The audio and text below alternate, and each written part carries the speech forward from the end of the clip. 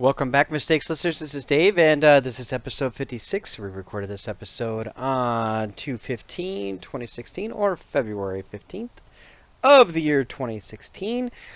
This week we watched Care Bears and Cousins. This is sort of another redo of the Care Bears franchise, you could say. And this obviously includes the Cousins, who, from what I understand, have actually been around before as well. But this is another introduction of both groups on Netflix. And so it's time for it's time for Todd and Dave to sit down and have a look. Anyway, you can follow us on Twitter at Parenting Mistakes. And you can also like us on Facebook at Parenting Mistakes. You can also email us directly at parentingmistakes@hotmail.com. So as always, sit back and enjoy the show.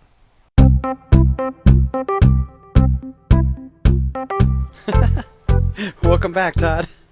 Welcome back. It is good to be back once again. I'm glad that we're done with the Super Bowl. Really? Yeah. Really? You didn't like that?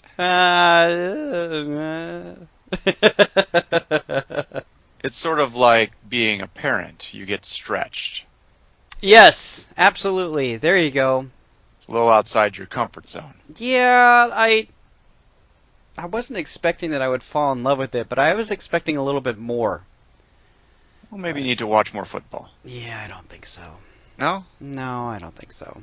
All right. There's so many other things I'd rather be doing with my time. See, unfortunately, and again to catch listeners up, Dave and I have been friends since junior high. Dave still lives in our hometown of Seattle. He lives in Seattle proper now. Do you not? I do. I live in the borders of Seattle proper in one of the many neighborhoods. He grew up on the east side. I did.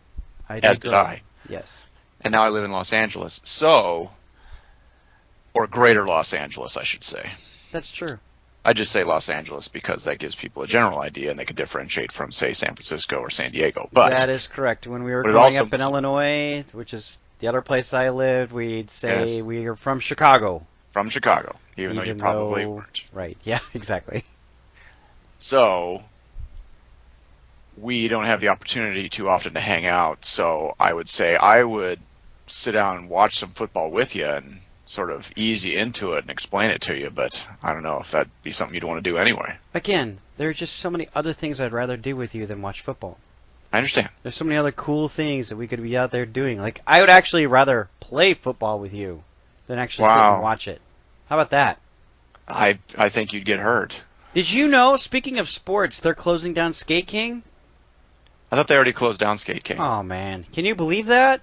Well, I thought that they closed down a while ago. It was within the last year. So Todd and I actually had a roller rink near our house called Skate King, which we all had, I'd say, at least 50 different experiences at, right, growing up? Yes. And they finally closed the doors. That's as close as sports do I get. Right? Okay. Fair enough. Yep. So I had something sort of unique happen this week as a parent.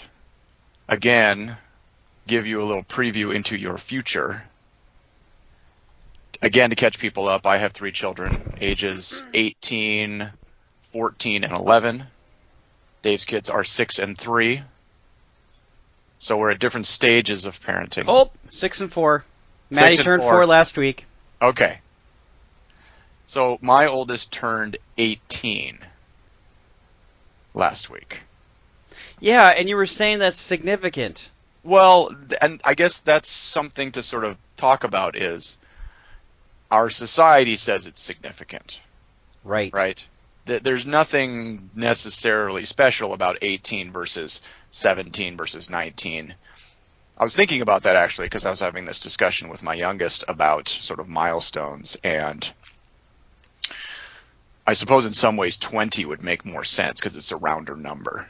Sure, but 18 you can vote, right? Yes. Yeah, that's we've attached all these sort of legal hurdles to age 18. Anyway, right. So I was just thinking about it, one, because it sort of makes you think about things. She's a senior in high school. She's going to go to college next year. And we were having this discussion with some friends of ours, and they were talking about, they also have an 18-year-old. And we were talking about what role we play going forward. We will always be their parents. And it's not like at 18, all of a sudden they can do whatever they want. But we are reaching an age, and we've talked about this a little bit before, particularly with media, where we will advise them. So they might say, hey, I was thinking of going to see this movie. And we might say, okay, you can. We're not going to say no, but maybe it's not the best choice for you. Sure. But ultimately, you got to decide. If she wanted to, over the weekend, she could have gone and seen the new Deadpool movie. She could have. Yes. And she did, didn't she? It's possible.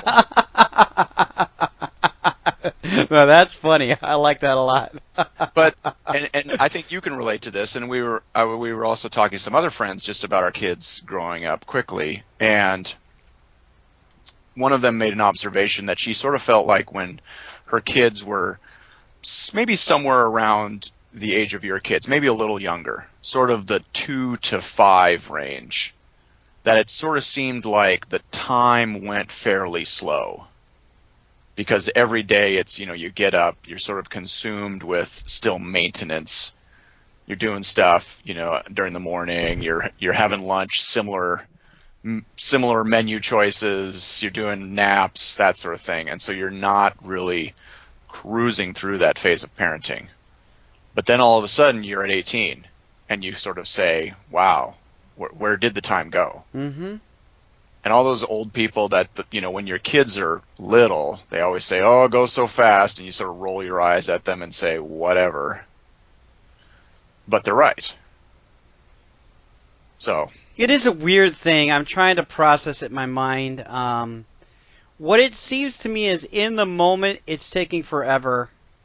But then when you really sit down and reflect and say, oh, my word, 6 years ago, Kayleen was being held in my arms with one arm, right? Her head was, and her body I could fit in one part of my arm, right? Correct. And it's just that at that time, it just seemed like it was really slow. We weren't moving, and just watching this child grow because I wanted to interact with them. And now we're here, and it doesn't even. Here's what it is. It doesn't feel like 6 years. It doesn't feel like 18 years. That's where it gets strange. Like the time escapes you as far as how you feel. We have a person at our church who is 91 or 92, and what he's always saying is that he doesn't really talk time flies. What he says is, I feel like I'm still 18. Like all of my feelings are still the same. I feel the same way I felt at the peak of my physicality, right? Okay. So there's sort of this time displacement when it comes to feeling about a person or a situation, because you're like, I think of Emma Pfeiffer. So I say Emma Pfeiffer because she used to answer the phone that way. Hey, right. Is Todd there? No, this is Emma Pfeiffer, right? It's like I process that kid, and I'm like, it feels like a month ago. Right? I know it's a little bit further out there, but it feels a lot shorter than it is now. Which is crazy, and I could probably have an interesting discussion now with your daughter about all sorts of intellectual topics. You could. Yeah, which should be fun, right? It would, yeah. But so there you go. Yeah, there's there's my observations. Yeah, I can't say that's really going to give us a good transition into our episode. Yeah, I know. I got no awkward segue. I was trying to think of something. Lure you in. You have to understand, folks, that sometimes Todd and I come into this as tired parents, and sometimes it's kind of half-baked. Oh, that isn't true. Don't say that. Oh, I cannot say that. I cannot. Whoa, slow down. You cannot tell me that our prior conversation was a fully developed conversation there. Well, none of them are fully developed. I wasn't saying that. Oh, okay. I'm saying this is authenticity. Oh, yeah, it's authentic. You can listen to us Yim Yammer all day if you want. You think all the podcasters and radio personalities out there have everything scripted? No. Some of it is not at all. Not at all. That's what's fun about our show, is the unscripted nature. You don't know what's going to happen. Other than we're telling you that we watched a show this week, which was Care Bears and Cousins. And Cousins. And yes. Cousins, which is a weird title. It is, but you know what? we've had weirder. I would love it if it was somewhere like Cousins of the Care Bears. Well, no, but it's still the Care Bears. It's still about the Care Bears and the cousins. Yeah. But he was confused. Yeah. Well, it is what it is saying that it is. If that's not a confusing that statement. doesn't make any sense at all. But I understand. Okay. And I hope our audience does too. All right, so we watched Care Bears and Cousins, and we watched the pilot episode of this latest installment of the Care Bears. So we have switched our methodology a little bit. We have decided to just go with first episodes of a new show. We're trying to hit more new shows now and hit those first episodes because we think that the first episode pretty much explains what the show is trying to do. Correct. And it's trying to be off on its best foot, right? It gives it a shot at least versus us getting into season 3 of whatever and going, well, that show is just off. To be fair, it's okay to review that, but at the same time, it's like, it's not its best foot forward. So I'm assuming, well, we should never assume our audience has seen anything, but the Care Bears have been around for a while. Yeah. I don't know actually how old the Care Bears are. It's weird. I remember the Care Bears being new in the 80s. Yeah, I think early 80s. And basically what they are is a bear, a teddy bear type character, very bright colors, and then they have on their stomach some logo, not a logo, but some symbol. What do they call it in the show? They had a name for it. The Care Bear patch, or their tummy patch, or something like that. That's tummy symbol, or something. It wasn't like that. It was my tummy patch, I think, what it was. Belly badges. There you go, belly badge. That's what it was. Belly badge. Yep. And these are fairly straightforward. And bedtime bear, birthday bear, grumpy, good luck bear, grumpy bear, my favorite. Okay. Funshine. Yeah, Funshine bear. And obviously, we know what drives some of these products is the product tie-in. Well, I believe it started as you can't forget Tenderheart. He is the core of that show. He is the iconic. He is that show's Pokemon, right? Or Pikachu, if you're talking Pokemon, right? Yeah, Tenderheart. Tenderheart is their Pikachu. One word, by the way. I don't believe that's Pikachu or Tenderheart. Tenderheart. Okay, so instead of Tenderheart, it's Tenderheart. So in this particular rendition of the Care Bears, we have the cousins, and we're actually introduced to the cousins first. Yes, and let me tell you, that was an interesting writing decision. Correct. So we're introduced to the Care Bear cousins. They are on a flying pirate ship of sorts. Not a pirate ship, but I understand what you're saying. I want it to be feels like a pirate ship, but no. It feels like a pirate ship. It's just an airship, right? Yeah. Being floated by a cloud. Yes, old school Captain Hook, type ship. Mm-hmm. So they're flying around, and the Care Bear cousins, by the way, are not bears. They're various animals, and in this particular episode, we were introduced to a lion, a raccoon, a penguin, and an elephant. An elephant. Pachyderm. Okay. Yeah, a pachyderm. Yes, that's right. They say pachyderm in the episode. Yes, the antagonist referred to them as pachyderm. And they do have belly badges as well. They have belly badges as well, and their particular task is to apparently fly around the sky, grab these hearts that are flying around. From the surface of the planet, from Earth. Yes. And then hearts arise into the air because we are sharing and caring human beings. Yes. And this is exactly how, in essence, as these hearts are flying up, they harness this power to keep Care-a-Lot up in the air. Correct. And the cousins have been tasked to capture these hearts. Correct. And put it in what? Yeah, what puts it in the carrying cloud or something like that. Yeah, that's right. Which somehow powers the caring and sharing of life in general, I guess. And in this episode, there is no written sentence that gives you any direct connection to this cloud or how Care-a-Lot stays afloat. Correct. It basically says if we don't get these hearts and put it in this giant heart that's an entity in itself, then Care-a-Lot will either float down or disappear. Correct. Right? And it makes sense in that the Care Bears need that kind of energy to exist. They're kind of like fairies. They need the goodwill of people, or Santa Claus for that matter, to keep their sleigh afloat. People need to believe. They need to believe, and they need to care and love one another. Anyway, to quickly summarize, the cousins somehow get drawn back to Care-a-Lot. They hook up with the bears.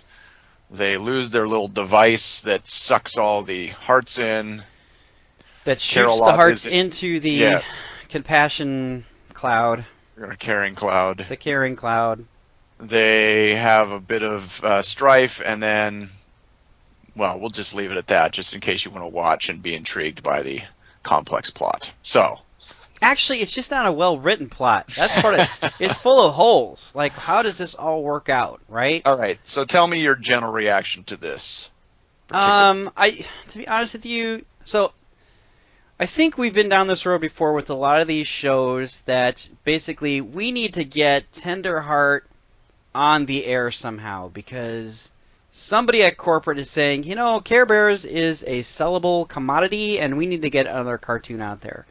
Now, I hate saying those statements because I know that there are animators out there that are putting effort into this show somewhere, but to actually have a first episode that has so many plot holes in it that it just suggests to me, well, and I hate to say this, but it says like, we don't care. We just need to get the Care Bears and their belly badges up in front of kids ASAP. So that we can sell more bears. So we can sell more bears. Now, it's hard. Sometimes it's hard being an American because I'm like, is that all bad, right? Do I not want Hasbro or whoever? I don't know what company it is. Not to make money, right? I want them to succeed. What I have a hard time with is if you're going to do it, at least put a little more quote-unquote care and effort into your show.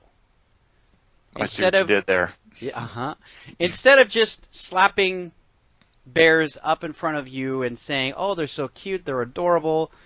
Boy, if I could just get that Grumpy Bear doll, my life would be so much better, right? Because he's cute and he's adorable. Or Funshine. You know, it's funny. There's a pattern to a lot of these shows in which they want product recognition. So it's almost a drinking game in that how many times are we going to mention that particular character's name, so the kid will totally get that is that character's name, right? I'm going to say, Funshine or Grumpy. We've got to make sure they say their names at least 4 or 5 times so that when they get to wherever they're going, they'll say, Mom, I want Tenderheart. They clearly can identify that bear. And what's frustrating is that I feel like the plot just didn't work. Like the story itself was just lazy. I'm like, why is there all this disassociation? Why not make a direct connection as to why they're disappearing? Basically, one of the creatures who lives on the island on Care-a-Lot with them is kind of like a trickster, and he's the one who captures the gun that takes the hearts. The island actually ends up in pretty dire straits. Because he's captured this gun and are not able to produce new hearts and cares, Care-a-Lot is disappearing. As a kid, I'd be quite disturbed by this. Oh my gosh, Tenderheart Bear is disappearing. But they don't seem to really care that much, right? And of course, as always, there's no real consequence for what this guy did. He almost eliminated Care-a-Lot out of existence. Like it wasn't going to be around anymore. Correct. And yet they're like, don't do it again. Yeah, or I don't even think they said that. Oh, well, you're such a goofy little monster. Right, and even during the process where they have established that he has stolen this thing, he's explaining to them why. Right. Oh, I stole this gun, and I'm decorating my mantle, and I'm decorating my floor. Yeah, they follow him to his house, where he has basically decked out his house in Care-a-Lot paraphernalia. Now, to be fair, and this is the thing that is always interesting, we have, to a certain extent, we have lamented, say, the violence of cartoons, whether kids are being desensitized. This almost goes the opposite end of the spectrum, because here you've got 4 animals that have established that this creature has stolen this thing. We have a definitive plot point right here. The 4 animals want it back. This thing is like, no, I'm not going to give it to you. if this was any other cartoon, this would be an opportunity for them to just take it or do something physical. But they're all sort of just standing there, sort of saying, so if you could just give it back to us, that would be great. Yeah, this is the first episode. One of the characteristics of the Care Bears that's always been with us is the Care Bear stare. You know of this, do you not? Yes. So I'm like, at some point, this iconic thing needs to occur with the belly badges.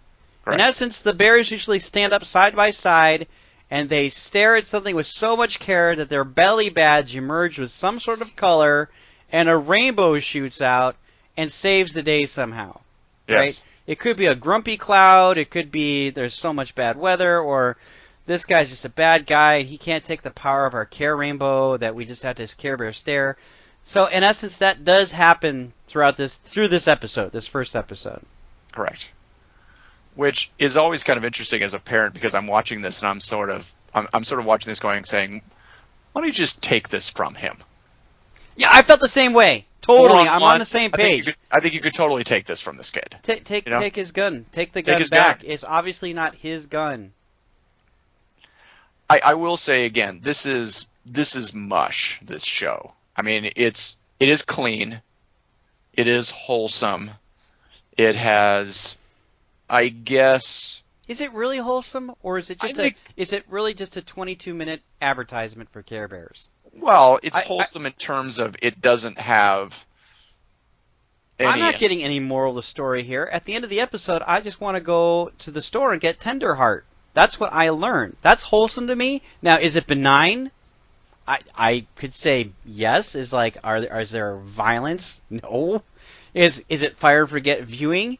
Yeah, but we've talked about this before. You watch this show, your kid might come up to you an hour later and say, hey, let's go to Target because I want Grumpy or Funshine.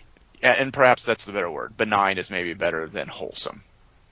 Because there is, I'll be honest with you, there is a message here, and that is, and I hate saying this because I know there's effort on the creative teams of these people, but it's by Care Bears.